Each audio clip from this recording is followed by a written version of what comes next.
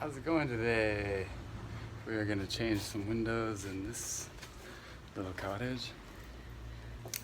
So, first thing we do is cut these areas here.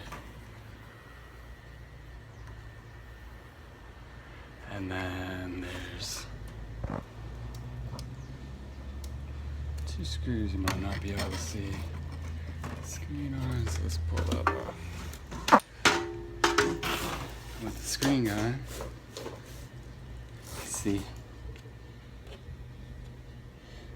there's 1 screw and another one.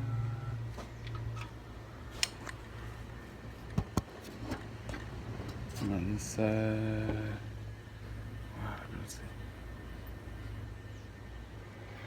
Anyway, we're gonna pull these. This is one my friend Elvis and I just installed.